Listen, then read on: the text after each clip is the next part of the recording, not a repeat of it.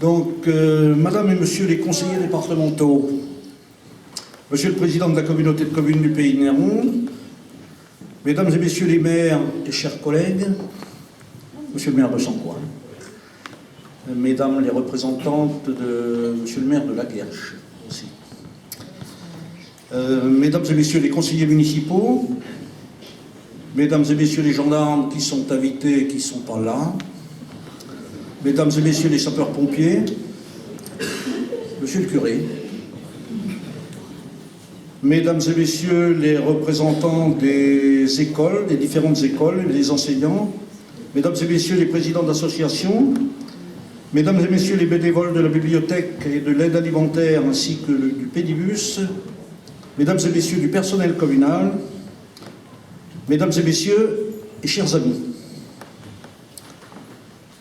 Comme je l'avais annoncé lors du conseil municipal d'octobre 2019, je ne serai pas le maire de Néronde après les prochaines élections municipales. Après un mandat de premier adjoint de 2008 à 2014 et un mandat de maire de 2014 à 2020, je vais laisser la place, sereinement, sans amertume et avec la satisfaction du devoir accompli. En 2014, je m'étais fixé une ligne de conduite en 4 points. Tout d'abord, ce que nous faisons pour les uns, nous devons le faire pour les autres, pour tous les autres. Deuxièmement, faire que la commune de Néronde soit une entité souveraine et que personne ne décide à sa place. Rien ne doit être fait sans notre accord. Troisièmement, tous ceux qui ont demandé à me rencontrer l'ont été. J'ajouterai, quelles que soient leurs conditions. Et en 4e point, ça se termine toujours comme ça d'ailleurs, avoir une gestion financière irréprochable. Après m'être appliqué ces règles de fonctionnement, je vais vous présenter un bilan succinct de nos réalisations. Qu'avons-nous fait pendant ces 6 années ? Sans rentrer dans le détail, ont été réalisés la mise en accessibilité des bâtiments communaux, la salle des fêtes, les écoles. Des travaux de voirie importants dans la rue des Écoles, la rue du Paradis, ainsi que la rue des Tilleuls. La réfection du clocher de l'église, je le rappelle souvent, je le redis à chaque fois, mais c'est quelque chose qui m'a marqué. La réfection du clocher de l'église sans subvention de l'État et avec la difficulté supplémentaire d'avoir perdu en route le premier architecte. La réfection d'une grande partie de l'éclairage public avec la mise en place d'ampoules LED moins énergivores ont été remplacées les lampes de la route de Bourges, j'en ai une sur liste là, la route de Bourges, la Grande Rue, la route de la Guerche, la route de la Charité, la route de Saint-Amand, la place de l'église et la rue des Écoles, la rue des Acacias, la rue des Tilleuls, la rue de la Prelle, la rue du Champseigneur et des lotissements attenants. J'en oublie sûrement quelques-unes. Quelque chose aussi qui a changé un peu le paysage de notre commune, l'abattage des peupliers autour de l'étang et leur remplacement par de nouvelles essences. Au passage, je crois que quelques jeunes arbres n'ont pas supporté la canicule de l'été dernier. La mise en place de l'opération zéro pesticide dans notre village, c'est quelque chose d'important. Vous en avez vu les conséquences, les herbes folles sont sur les trottoirs. Les caniveaux, on arrive à gérer à peu près l'affaire. Il y a eu de l'engazonnement qui a été fait au cimetière. Enfin, c'est une opération importante. Et si j'en crois mes informations, les pesticides seront interdits pour les particuliers l'année prochaine, je crois. Nous avons aussi fait la réhabilitation du réseau d'assainissement collectif, rue de la Gare, et un autre chantier d'importance qui va commencer la semaine prochaine, pour s'étaler jusqu'au mois d'avril 2020, à savoir la dernière tranche de réhabilitation du réseau. Des travaux vont avoir lieu en divers endroits de la commune, dans la Grande Rue, dans la route de Bourges, la rue de Saint-Amand, la rue du Pont-de-Bois, la rue de la Croix-Blanche, la rue des Écoles, et j'ai mis des petits points de suspension. N'ayez pas peur, nous n'allons pas creuser de tranchées dans les rues qui ont été nouvellement refaites. Ne vous inquiétez pas. C'est une opération, il y a des opérations de réhabilitation qui vont se faire sans ouverture de tranchées, par chemisage des canalisations existantes. Nous avons aussi, pendant ce mandat, fait quelques achats pour améliorer le fonctionnement des services techniques. On a acheté un tracteur, un broyeur d'accotement, une balayeuse, comme à Sancoins. D'ailleurs, on a copié sur Sancoins, un peu plus petite parce qu'on est une petite commune, mais une balayeuse quand même. Un nouveau camion Ben qui va arriver dans les semaines qui viennent, en remplacement de l'ancien. Il avait fait son temps aussi, celui-là. Un regret malgré tout. Celui de n'avoir pas pu faire aboutir notre projet de convention pour le travail en commun du garde champêtre de Néronde et du policier municipal de Sancoins. Je vous en avais parlé plusieurs fois. Une réglementation tatillonne a déclaré illégal notre projet de convention. C'est regrettable, car il y va de la sécurité de nos communes et de nos concitoyens. Merci Pierre. Merci Pierre Guiblin, et merci à ton équipe, parce que ce que nous avions imaginé ensemble nécessitait une sacrée confiance entre nos deux communes. Merci. Alors on a fait tous ces travaux, tout ça, mais vous me direz, et les sous dans tout ça? Comme vous avez pu le constater, pendant ces 6 années, les taux d'imposition communaux n'ont pas bougé. Je peux, si vous le voulez, vous donner quelques chiffres. Fin 2013, donc au début de ce mandat, le résultat cumulé était excédentaire de 520 000 € environ. Ça veut dire qu'on avait 520 000 € à la caisse d'épargne, quoi. Enfin, pas à la caisse d'épargne, mais sous le coude, vous pouvez les dépenser. À la fin de l'année dernière, c'est-à-dire à la fin de 2018, puisqu'on n'a toujours pas les chiffres de 2019, le résultat était, lui, excédentaire de 716 000 €. Comme je le disais, on ne voit pas les résultats de 2019, mais je pense, je vais prendre même presque le pas, mais je pense, parce que j'ai un comptable là qui me surveille, mais je pense que nous allons terminer le mandat avec un résultat excédentaire entre 550 et 600 000 €. Je vous rappelle aussi qu'aucun nouvel emprunt n'a été contracté. Alors, tout semblait donc aller pour le mieux dans le meilleur des mondes, jusqu'à la fin du mandat. Est venue cette terrible nuit du 22 mars 2019. Un premier départ de feu dans les poubelles de la cantine scolaire est signalé. L'intervention rapide des pompiers permet de circonscrire le sinistre. Après avoir vérifié que tout était en sécurité, les pompiers rangent le matériel et rentrent chez eux. Environ 2 heures après, nouvel appel. Une voiture est en feu rue des Écoles et un incendie est signalé dans les classes de l'école élémentaire.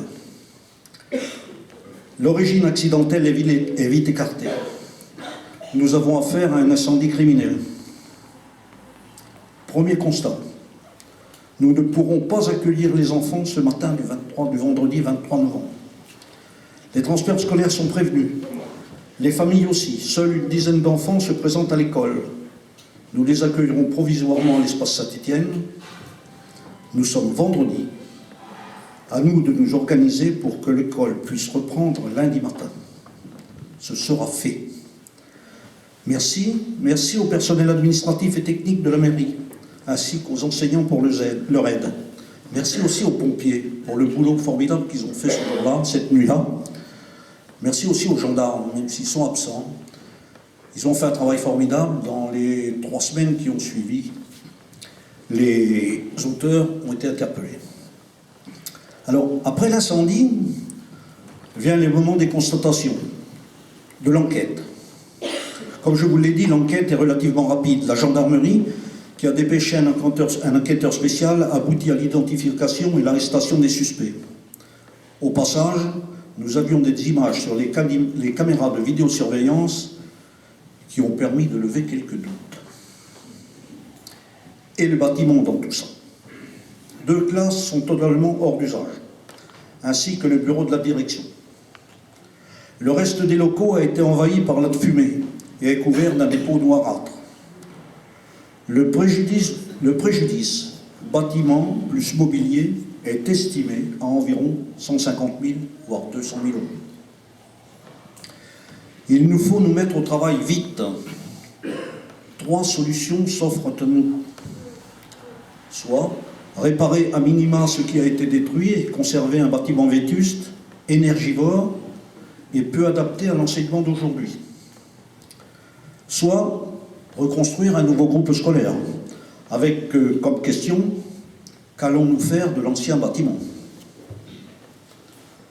Soit lancer une étude pour la réhabilitation complète du bâtiment sinistré en ne conservant que le gros œuvre. Après étude de faisabilité et estimation financière, c'est cette option qui est choisie par le conseil municipal le 19 avril 2019, soit un mois après le sinistre. Le maître d'œuvre est choisi en octobre 2019. Il s'agit de l'atelier Carré d'Arche de Bourges avec M. Hautebert. Je croyais qu'il serait présent, mais il a dû être retenu par ailleurs. L'atelier Carré d'Arche qui a aussi obtenu le marché de maîtrise d'œuvre pour la construction du cabinet médical et la construction du nouvel EHPAD de La Rocherie. Parlons argent. Le coût de l'opération est d'environ 1 400 000 € hors taxes.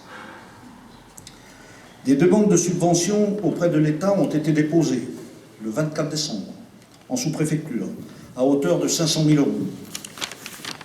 De la région centre avec le Pays de Loire-Val d'Aubois en ce qui concerne l'isolation et l'accessibilité. Ces chiffres sont approximatifs pour environ 217 000 €. Et je vais rencontrer les services du conseil départemental dans les jours qui viennent pour leur demander une aide exceptionnelle de 200 000 €. Nos conseillers départementaux ont déjà travaillé sur le sujet. Je ne doute pas de leur soutien. Je ne doute pas de leur soutien. Un emprunt et des fonds propres couvriront le reste du financement. Il faut aller vite, car 2 classes sont provisoirement installées à l'espace Saint-Étienne. Et malgré les améliorations que nous avons pu apporter, les conditions de travail ne sont pas optimales. Donc, jusqu'à la fin du mandat, nous allons faire avancer ce projet, l'équipe municipale suivante le terminant. Normalement, tout devrait être prêt pour la rentrée 2021. Comme vous pouvez vous en rendre compte, ces 6 années n'ont pas été de tout repos. Et je veux remercier publiquement le personnel communal, administratif et technique et scolaire, pour leur implication de tous les instants, car sans eux, rien de tout cela n'aurait été possible. Un grand merci aux conseillers municipaux, merci à vous tous, pour leur confiance, leur dévouement, chacun avec ses moyens et ses disponibilités. Il ne faut pas oublier non plus que pendant ce mandat, nous avons vécu des moments difficiles, très difficiles. D'abord, le terrible attentat de Nice le 14 juillet 2016, qui a fait 86 morts, et parmi eux, le fils d'un de nos conseillers.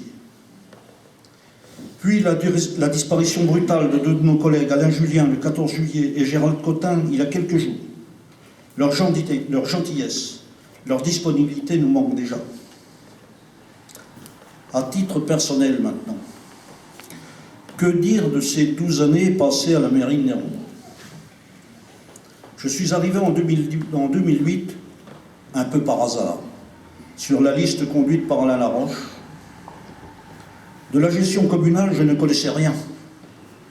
Je me suis appuyé sur mon expérience professionnelle pour transposer ce qui était transposable dans le fonctionnement d'une mairie. La gestion des travaux, des achats était mon quotidien. Les relations avec le personnel étaient bonnes. Je m'excuse de toucher ta modestie, Laurent, mais avec Laurent Revidon aux finances, j'ai beaucoup écouté, j'ai beaucoup appris. En 2014, changement de fonction. De premier adjoint, j'occupe le siège de maire. Il a fallu s'imposer à la CDC, au Smerton, au Pays de Loire-Val d'Aubois et à La Rocherie. Malgré les embûches parfois posées par quelques amis, j'ai beaucoup bataillé pour que la commune de Néronde soit représentée comme elle doit l'être, notamment la communauté de communes. Les satisfactions, elles sont nombreuses. Outre les réalisations communales, le cabinet médical construit par la CDC et ma participation à la négociation avec les professionnels de santé. La Rocherie, avec la construction du nouvel établissement. C'est une bataille de 12 ans, de 12 années. Puisqu'au départ, peu nombreux étaient les membres du conseil d'administration de la Rocherie ayant conscience de la gravité de la situation. Aujourd'hui, le permis de construire pour le nouvel établissement est accordé. Les travaux vont bientôt commencer. Et je ne peux évoquer la Rocherie sans parler de notre collègue et ami Bernard Charrue de Chassis, trop tôt disparu lui aussi. Il a donné pour la Rocherie, Bernard. Une anecdote cependant. Nous étions en réunion à la Rocherie, la discussion était difficile, enflammée. Et là, Bernard me dit avec son calme habituel, « Pourquoi, lorsque tu nous expliques quelque chose, tu nous engueules ?» J'ai essayé de m'améliorer, Bernard, même si je ne réussis pas toujours. Et je reste persuadé que si Bernard avait toujours été présent, le différend que nous avons eu avec la commune de Chassis n'aurait pas existé. Autre satisfaction, c'est celle d'avoir réussi à conserver la cohésion du conseil municipal. C'est quelque chose de très important et très difficile. Concernant le personnel communal, avec les services administratifs, la nécessaire confiance mutuelle est là, les compétences aussi. Chacun à votre place, vous faites vivre la commune de Niermonde. Au service technique, nous avons vécu des moments compliqués. Chacun a fait des efforts. Aujourd'hui, je peux vous dire, bravo les gars, vous formez une sacrée équipe. Vous êtes compétents, disponibles, ponctuels, l'ambiance est bonne, que demander de plus? Pour le personnel des écoles et des services du ménage, c'est pareil.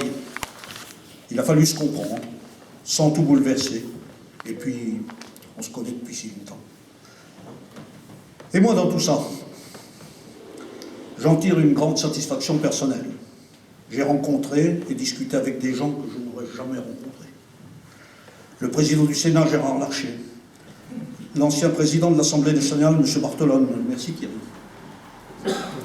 le Premier ministre, M. Édouard Philippe, des préfets, des sous-préfets, des sénateurs, des députés et des présidents de conseil départemental.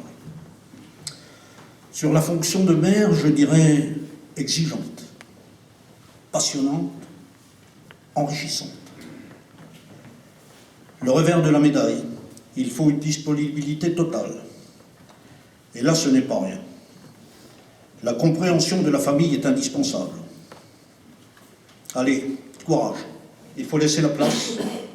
Et je vais terminer mon propos pour boucler la boucle par le texte de Jacques Brel du 1er janvier 1968 que j'avais cité lors de mes vœux de 2015. Je vous souhaite des rêves à n'en plus finir et l'envie furieuse d'en réaliser quelques-uns. Je vous souhaite d'aimer ce qu'il faut aimer et d'oublier ce qu'il faut oublier. Je vous souhaite des passions, je vous souhaite des silences, je vous souhaite des chants d'oiseaux au réveil et des rires d'enfants. Je vous souhaite de respecter les différences des autres, parce que le mérite et la valeur de chacun sont souvent à découvrir. Je vous souhaite de résister à l'enlisement, à l'indifférence et aux vertus négatives de notre époque. Je vous souhaite enfin de ne jamais renoncer à la recherche, à l'aventure, à la vie, à l'amour. Car la vie est une magnifique aventure, et nul de raisonnable ne doit y renoncer sans livrer une rude bataille. Je vous souhaite surtout d'être fiers, d'être vous, d'être fiers de l'être et heureux, car le bonheur est notre destin véritable. Merci de votre attention et bonne année 2020.